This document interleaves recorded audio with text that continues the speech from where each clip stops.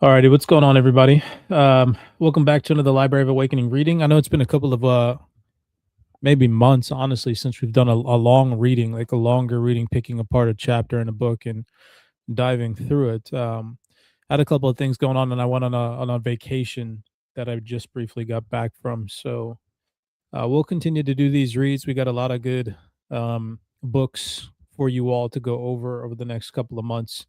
One that I just recently came across, I was reading through the intro, and this one sentence kind of sparked my interest. This book is called "Gods, Sages, and Kings: Vedic Secrets of Ancient Civilization." And I came across this one in the CyberX Discord inside the Library of Awakening section. And I think this was under, let's go ahead and share screen. This was under I believe it was in the religious section.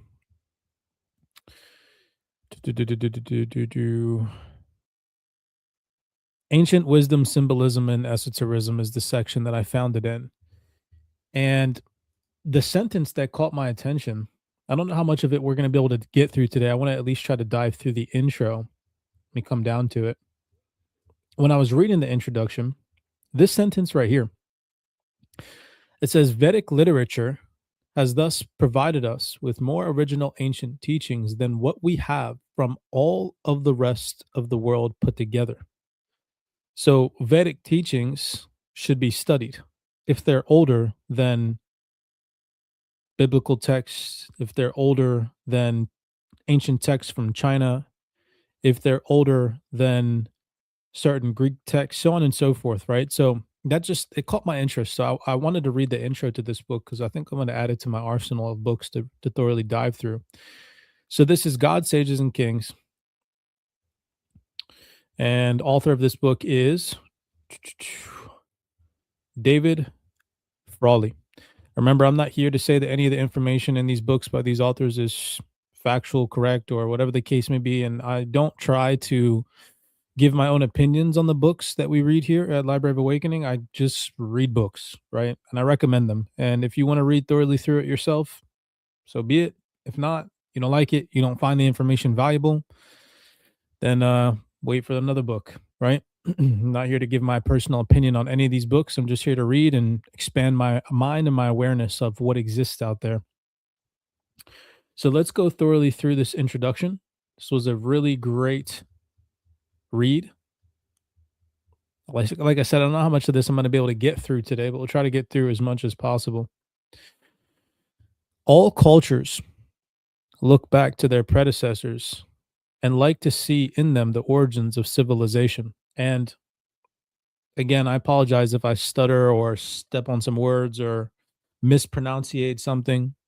I'm only human. So give me a second to rekindle my thought process and adjust if something comes across as hard to pronounce, because sometimes these books and these geographical locations and ancient things that, you know, you'll see what I'm talking about. And at least I don't know if you guys read these types of books, but sometimes the names from other jurisdictions and pronunciations from other areas of the world get a little bit difficult when you have a basic English education. Like, all cultures look back to their predecessors and like to see in them origins of civilization. In the modern technological world, we look to the ancient Greeks as they first developed the scientific cultural model we follow today. We also look back to the ancient Middle East, to the region where to the region where Christianity was born, as it represents the religious side of our culture. As both Greece and the Middle East are not far removed from each other, we regard civilization to have developed first in the Middle East and then traveled and developed further in Greece and Europe.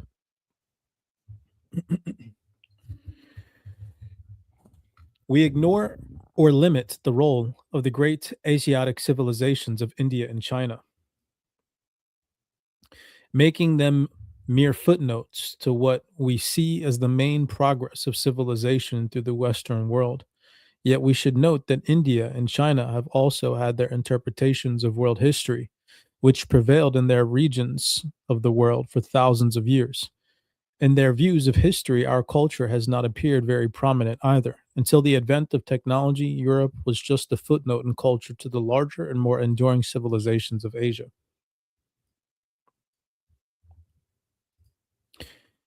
Each culture likes to rewrite history in its own image. Each age, as an ancient Hindu philosopher noted, has the arrogance to call itself modern and regard previous generations as out of date. Our era is no different in this respect. While we think we have gone beyond the bias of older interpretations of history, we may have only created a bias of another sort.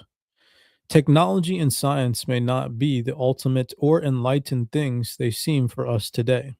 They may still reflect a narrowness of vision. Certainly, they have had a more destructive effect upon our environment than anything human culture has done so far. After all, science and technology are still based upon manipulating the outer world on the crude level of machines. They are not based on the mastery of the inner world of the mind. Damn. Oh my God, this thing is fire, y'all. What the fuck? This book is lit. Oh shit. Oh, that whole sentence right there was fire. It's like straight up. These are the types of books where like if more people just read them and it clicked, wow, what a transformation our civilization would have. We definitely highlighting that one. They do not necessarily reflect a love of nature or of God. Perhaps the greatest achievements of humanity, those of philosophy, art, and religion, are not surprisingly accomplishments of non technological ages. In fact, most of our world religions, our most profound connections with the transcendent, are the products of ancient times long before the advent of science. For the teachings that address the ultimate issues of life and death, we still go back to our oldest books. This is not to say that technology has no benefit or that it cannot be made into something wholly beneficial. The point is that the mindset technology creates may be no more appropriate for understanding the ancient world and human origins than it is for understanding religion. Religion, after all, was the main project of ancient man and remains so for much of the world today. Our interpretation of history may be no more real or objective than those of other ages and cultures. We are simply still trapped in our own modern mindset and unable to see the limitations it puts upon us. As the modern idea of history is the most removed of all interpretations from any spiritual view, it may be the most untrue of all of them. While we have a better idea of the outer world, the quantitative factors of life, we have a more deficient perception of the inner world, the domain of our soul. Yeah, dude, this dude was on to something here. So many people want to look out instead of looking within. In this respect, ancient scriptures and myths may be closer to the truth as they give emphasis to the inner rather than the outer realities, which is why the latter were not so well portrayed by them. Changing our view of history is not just an academic issue. Our view of history determines the field in which we think and act. How we view ourselves both individually and collectively. To change ourselves and bring a greater consciousness into the world, we must first change our idea of what the world is and how it was developed. Even a number of liberal or New Age thinkers, when it comes to their view of history, accept the standard chronology invented by modern materialistic historians and archaeologists, whose views on life they would otherwise question or reject. This has caused some good thinkers today to make major mistakes in their interpretations of humanity, even their history, which has caused them to didn't hold on, where did I go? This has made many thinkers of Asia have accepted this modern, materialistic, generally Western interpretation of their history, which has caused them denigrate their own usual, more spiritual heritage. Such people, in trying to be rational, scientific, or modern, have reduced their own cultural background to fit into the narrow mold of the materialistic mind. I don't think I pronounced that word right. To gain a more spiritual idea as to the origins of civilization, we must examine the ancient teachings and historical records of India. India has maintained the greatest continuity of civilization since ancient times. Drops the mic, right? In some respects, it is a living relic of our ancient past. Indeed, much of the form of Hindu culture today, with its temple worship and caste system, appears the same as it was 3,000 years ago. It is very similar to what we find in ancient Egypt and Babylonia of that era. Ancient India has provided us with an extensive literary record, the largest of these in the ancient world. In its Vedic texts, which number many thousands of pages, we have preserved in what appears to be the original language and assent the teachings of at least 3,000 years ago. We have old commentaries on many of these books as well, some dating from before the time of Buddha. While we have found some of the written records of the ancient Middle East, they are largely fragmentary in multitude, and their interpretation is often a matter of conjecture. Their cultures passed away and the continuity of their traditions was broken. The oldest literary sources we have from the ancient Greek world are the works of Homer, 700 BC. From the Middle East, the oldest extant books are those of the Hebrew Bible. While the parts of the Old Testament are much older as a whole, much of it was redone after 500 BC and endured the vicissitudes of Egyptian and Assyrian conquests and the Babylonian captivity. Dang, what a word. Vicissitudes. Vicissitudes. I think I said that right. Did I nail that one? Vicissitudes? What the fuck does that mean? It endured if I'm even saying that correctly. It endured the vicissitudes. This shit sounds fire though. Like it kind of rolls off the tongue a little bit. It endured. All right, let me stop tripping over this one vocab word. It endured the vicissitudes of the Egyptian and Assyrian conquests and the Babylonian captivity. The Gathas of Zoroaster are also old, dating from before the founding of the ancient Persian Empire in 525 BC, but they are later than the Vedic. They are also fragmentary since their greater portions were destroyed by the Greek and Muslim conquests of Persia. From China, the oldest book is the I Ching or One Jing. The only its core portions date to 1000 BC or earlier, while the Egyptian Book of the Dead is much older than these, to 3000 BC. No living tradition or record of its interpretation has survived for us. Vedic literature thus provides us with more original and ancient teachings than what we have from all of the rest of the world put together. This is not to say that the rest of the world did not have such books. Even many Vedic teachings are known to have been lost. However, the Vedas preserve more unaltered teachings from any early ancient era than we can find elsewhere in the world. So, in a nutshell, that's why it's important to study these texts. Regardless if you believe in them or not, it's our ancient history. It's pretty cool. Unlocks some different perspectives, some things that you've never heard before.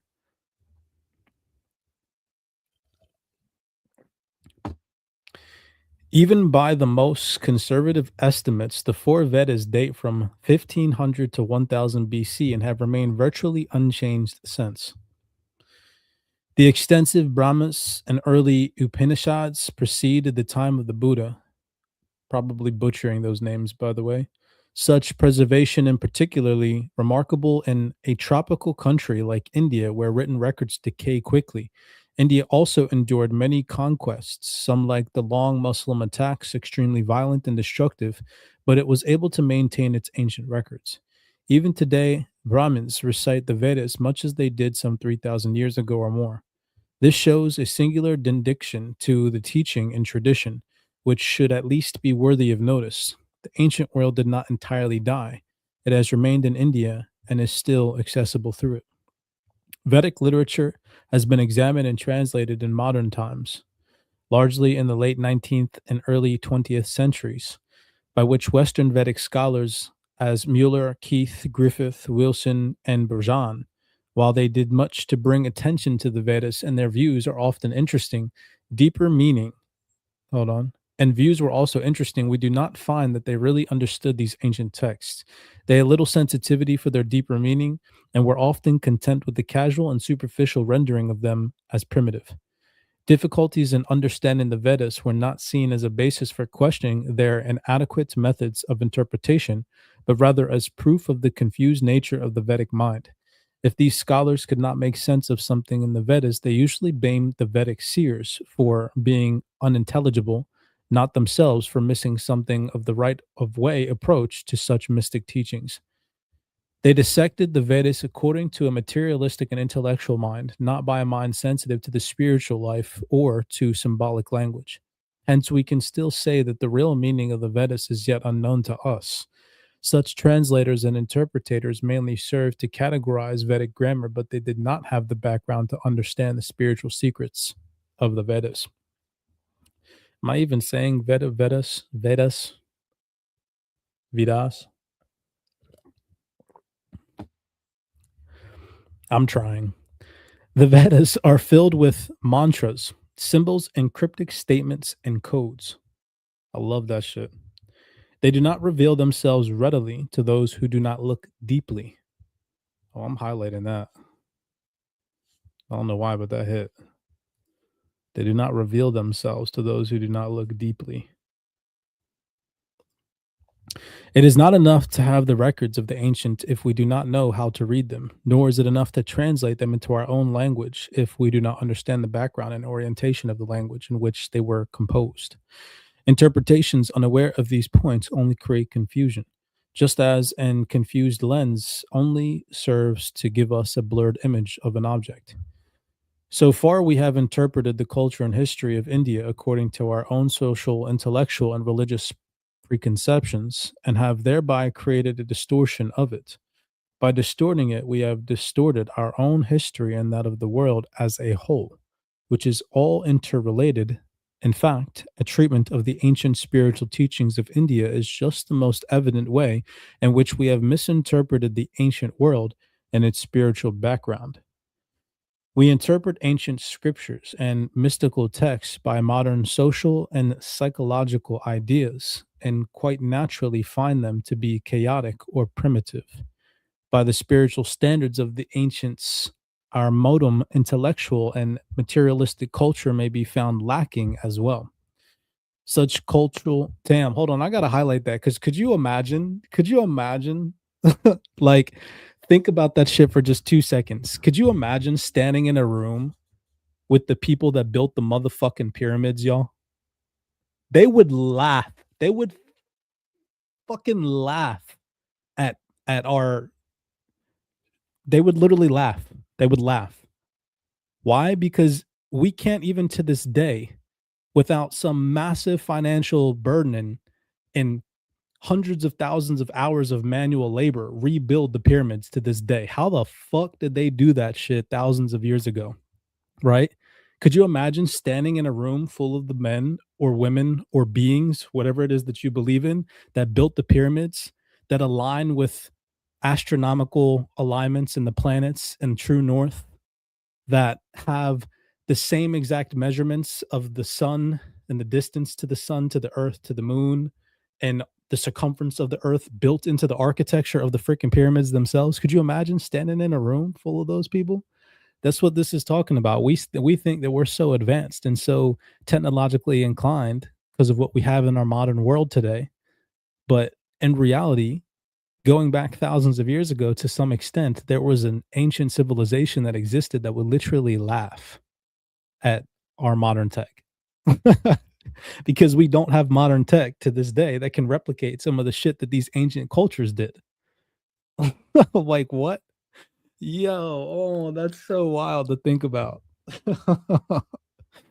While we cannot uncover all aspects of Vedic culture in a single book, we can at least open up a different way of looking at it and at ancient humanity.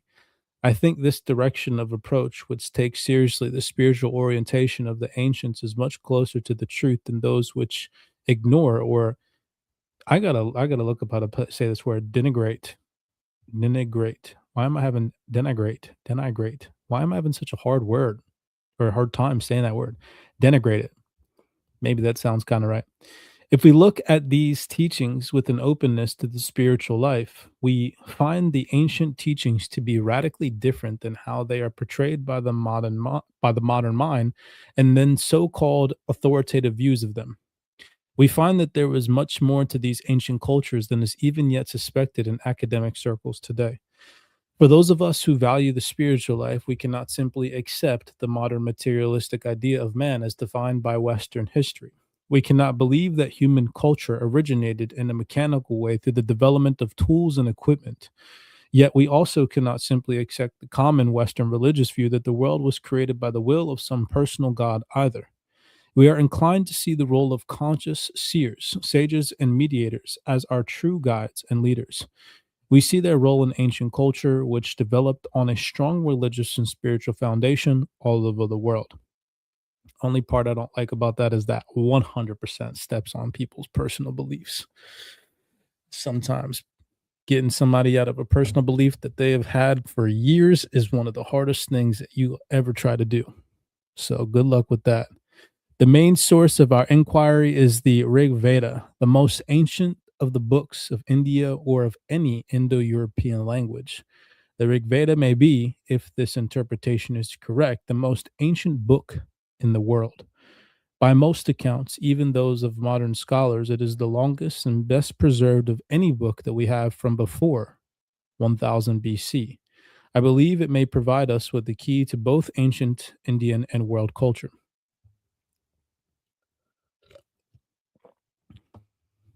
The Rig Veda, as a spiritual book, may not be understood from a non spiritual perspective, any more than a book on science can be understood by one who is not the scientist. But would we think of a book on science by one who is not a scientist, who has never done any experiments, and does not know mathematics?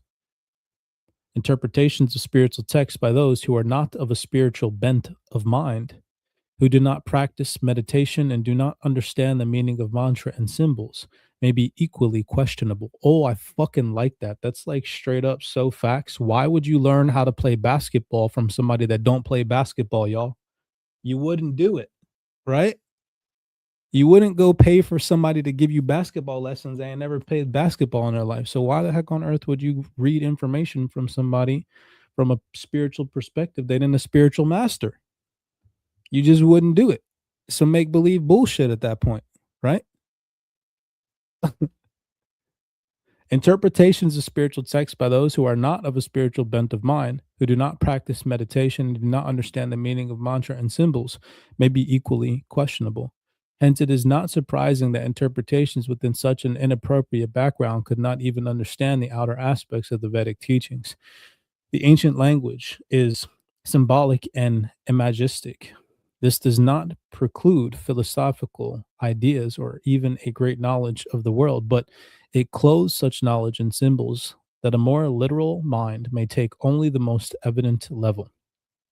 Yet in this book, we will often hold to a more literal meaning of Vedic terms than do many modern interpretations. For example, the view in this book that the Vedic is a maritime culture is based upon the many references and symbolisms of the ocean and ships in the hymns. I cannot ignore or scale down these references because it is hard to place the civilization of the Rig Veda in proximity to the ocean and still preserve our modern ideas about ancient history. We should not interpret any ancient text according to our perce- preconceptions, of where and by whom it should have been written. We must first of all try to hear its own voice. Reference to seas and oceans and a vision of the universe as a series of oceans cannot be explained away by supposing that some big river was imagined to be the ocean by the primitive mind. This is not a rational interpretation of what is said, but an irrational reduction of it according to the imposition of outside ideas and preconceptions. Yet this has been part of the general and accepted of Vedic scholarship. Most of what has been done on the Vedas so far remains largely the unquestioned work of the 19th century Western scholars, who were often trapped in the cultural and sometimes imperialistic bias of their times. In addition, this approach brings to bear the knowledge of the other religious and spiritual traditions and the views of the ancient peoples themselves. When all ancient civilizations refer to themselves as Sumerians, refer to themselves, even in their earliest period, as cultures, and look to Many certain sorry, I skipped a line. Let me reread that. In addition, this approach brings to bear the knowledge of other religious and spiritual traditions and the views of the ancient peoples themselves. When all ancient civilizations refer to themselves as having been preceded by many others, we cannot pretend they were the first. While the Egyptians and Sumerians referred to themselves even in their earliest period as old cultures and looked to many civilizations before and around them. It is ludicrous for us to say that they invented civilization. Certainly, whatever culture invented civilization would have known it. It would not have regarded itself as simply one in a long line of such cultures. Yet such views are now taken for granted by our own historians and archaeologists. We observe a certain homo. Hold on. That's a big one. Homogeneity. We observe a certain homogeneity in ancient culture throughout the world. The solar religions, which once dominated the ancient world from Mexico and Peru to Egypt, Europe, India, China, must have been related. They are they are priestly and warrior cultures, and temple worships reflect a certain in modern times. Hold on, let me expand this text. There's no reason why I should be stumbling on my words like this, guys. I need to do better. For you, I will do better. If you can't see, observe the text. Larger, bro. Come on.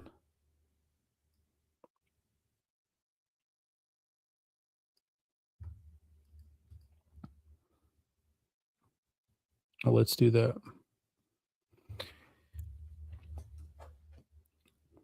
We observe a certain homogeneity in ancient culture through the world. The solar religions, which once dominated the ancient world from Mexico and Peru to Egypt, Europe, India, and China, must have been related.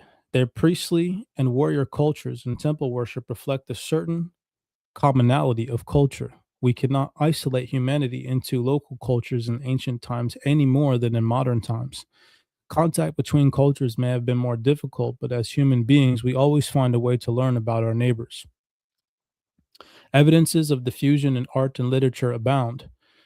Hence, it is not surprising to find that some of the people mentioned in the Rig Veda may include the Assyrians, Egyptians, Phoenicians, Persians, and perhaps even American Indians. We have narrowed down our picture of the ancient world to fit into our ideas of human history. Ancient cultures relate their origins to various sages, usually seven seers, who are often identified with the stars of the Big Dipper or the prelates. We ignore such ideas and explain human civilization as developing through various practical inventions like pottery, writing, or the wheel. I don't know why there's a space in between pot and pottery, writing, or the wheel. This is not based on an understanding of an ancient world, nor is it the view of the ancients themselves. It is what is convenient to our own particular mindset and our technological and materialistic values. It is important that we examine what the ancients themselves say and how the statements of different ancient cultures fit together, not how it would appear to us today as if our values pertain to all of human history. In interpreting history, we have made our type of culture the pinnacle of human civilization as if it represented its most important trend. Yet the kind of culture we have does not appear to be typical of human culture, even through the historical period we know of. Human culture has always been of primarily religious orientation, except for modern times. And even today, the place of religion is strong over much of the world. Our culture actually appears to be more of a temporary sidetrack from the general religious trend of human civilization as a whole. It would not be made to serve as the measurement for all of it. What it means to be a human being, or what human civilization means, must be examined in its total context, all of history, not just that of modern man. This is not to say that these religious cultures did not have many corruptions, some of which modern culture has corrected, yet there was also much that was very good in them which we have lost, particularly if we go back to their original teachings before their decline through time. How much more of this intro do we have? How long are we at? 30 minutes right now. Let's see. Only a couple of pages. Let's see if we can get some more done. Maybe 10 more minutes. See if we can get through it.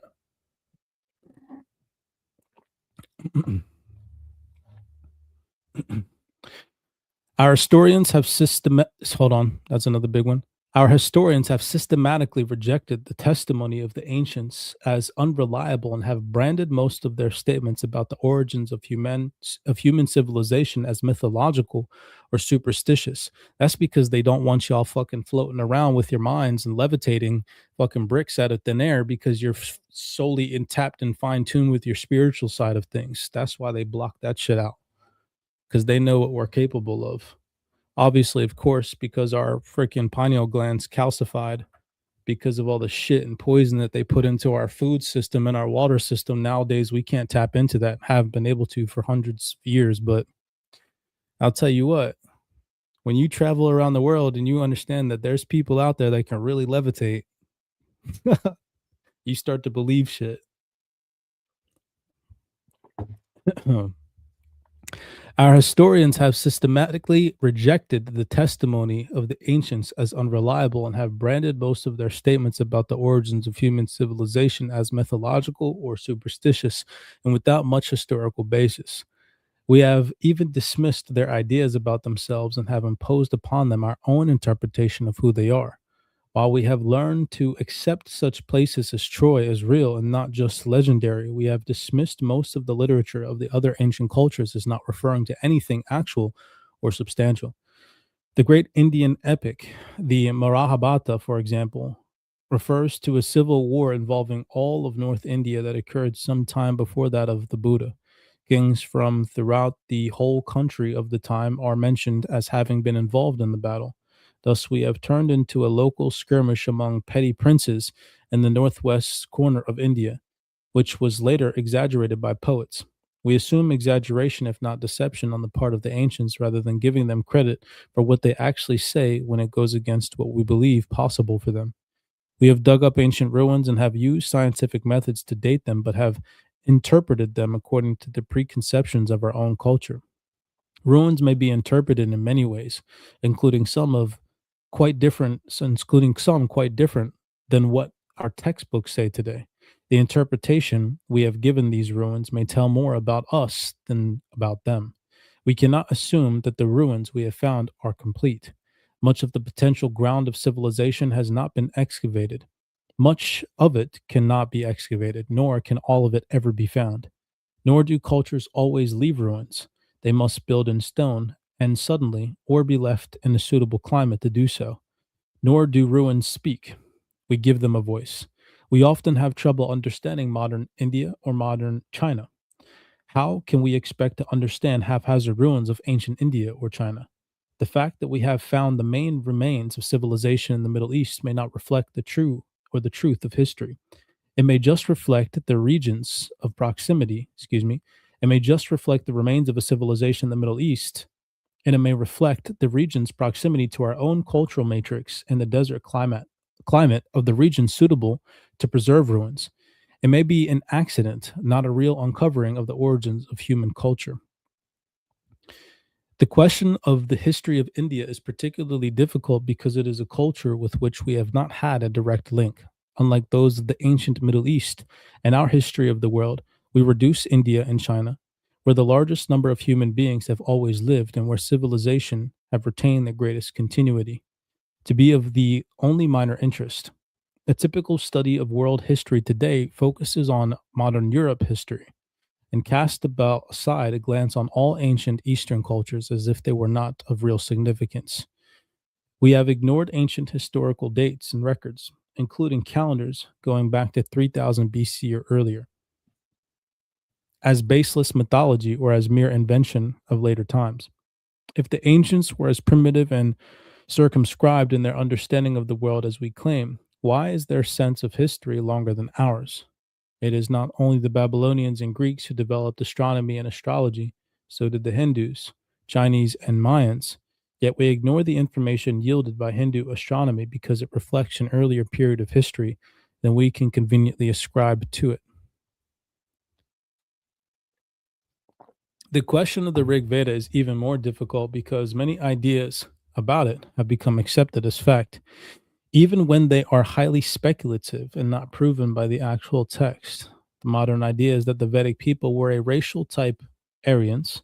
They are said to have invaded India in the second millennium BC as primitive nomads from Central Asia. The Rig Veda is said to have been composed in the Punjab region of northwest India as the first step of this invasion. These are ideas used to interpret the text. They are not found within it. In fact, they require altering the meaning of the words and changing the orientation of the text to make them credible. However, no one seems to really read the Veda these days, the Rig Veda these days, in the original Sanskrit text. We read it through the interpretations, and naturally it proves the interpretations. If we find astronomical references to early eras before 2000 BC in the Vedas, we cannot say that these are too early for them to be real. This is not scholarship, it is prejudice, which literally means prejudgment. The Rig Veda, as its language and culture has great affinities with those of ancient Europe, is more threatening to our modern ideas of man. The more credible or more credibility we give it, the more credibility we give to a possible Indian origin to our own European culture, which many of us may not particularly like to be true. The Rig Veda may cause us to reassess our own ancient heritage, and we may find that there is a spiritual side to our own pre Christian culture that may be of great value to us even today. Hopefully, recent excavations in India, particularly in the Dwarka, a newly discovered ancient Indian city that is perhaps the city of Krishna long ago submerged into the sea, will serve to dispel many of these notions. They suggest that the Vedic people, called Aryans, though not to be confused with the modern European usage of this term, were already in India by 1500 BC and built magnificent stone port cities at the furthest point of Gujarat, probably butchering that. This would show that massive ancient Indus stone. Hold on, let me reread that. This would show that the massive ancient Indus Valley civilization that preceded such sites and has already been well excavated in India and Pakistan was also Vedic, and that the entry of the Vedic people into India would have to come before the beginning of this civilization, before 3000 BC. My view here is that it was even earlier than this. However, it is not the purpose here to explore accounts of recent excavations. This is the work of archaeologists.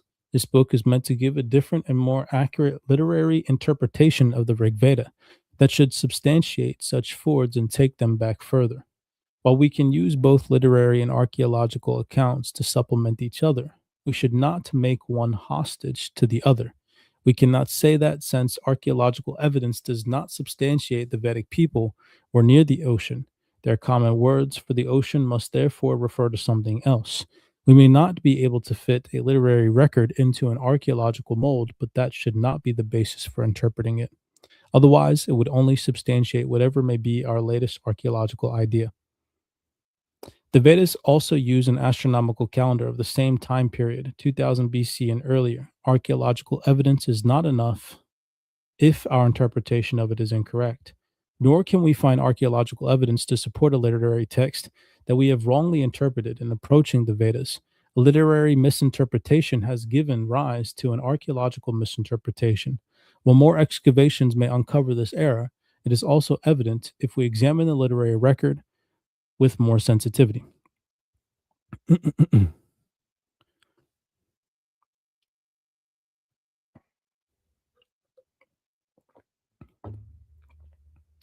The gods and myths of the Rig Veda have been interpreted primarily in a naturalistic way.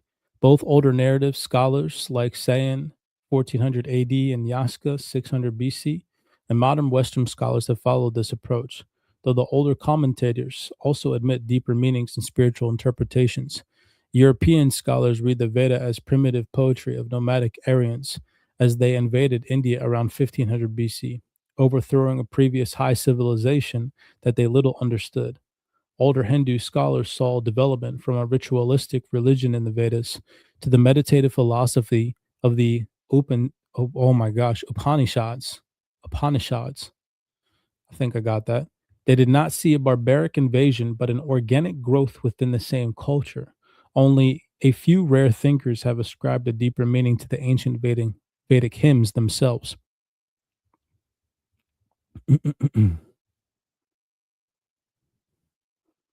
See if we got anything else in here. feel like it's starting to get repetitive. He's trying to convince us pretty much to read the Vedic text in a nutshell of what I'm getting from this. And he's proven some very valid points in his introduction. I really enjoyed this intro so far, and I'm probably going to add this book to my arsenal. Let me go in. I want to see if the table of contents is in this thing. Let's go up. Oh, yeah. Let's check this out. If you guys are enjoying this, by the way, so far, I totally forgot I was recording this shit on YouTube. I'll do us that favor, smash that thumbs up button, subscribe to the platform. I had completely redone my setup since I got back from the little vacation. And so I'm still trying to figure out where all my screens and tabs are at when I'm in record mode and whatnot. So if you guys are over on YouTube, do us that favor, smash that thumbs up button, subscribe. If you guys are over on TikTok, we do appreciate the love and the support. We just reached 14,000 subscribers on the Library of Awakening CyberX TikTok. So blessings to you all. We do appreciate that.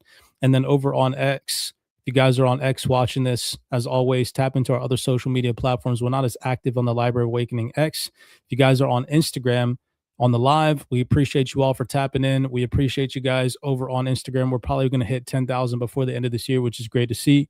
Everybody's loving the book recommendations. The energy is so great, not only inside CyberX and the private community, but also the people that follow us here at CyberX, just always putting out real good information and just expanding people's minds, regardless if it's to benefit you financially, physically, or mentally, just always giving good, valuable information and not this brainless, zombified content that's out there on the internet nowadays.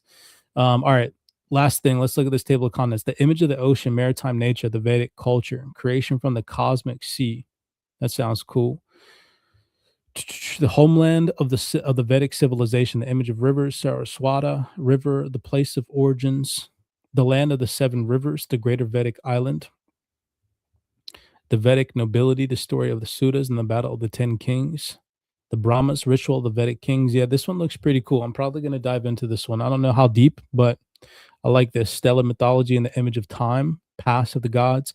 What I'll probably do is I'll pick subsections and just randomly flip to them whenever I have time and then just thoroughly read. That's how I try to get through as many books as possible. I'll read like 10 books at the same time. Pop open a random chapter, pick a subchapter, read 3 pages for the day. Anyways, that's all that I have in terms of time for today. Ladies and gentlemen, appreciate the love and the support. As always, blessings to you guys and gals. If you enjoyed this read, comment in the description down below. Say what you like about it. Say what you don't. Are you going to read it? Are you not? With that being said, I'll see you guys in the next Library of Awakening video breakdown.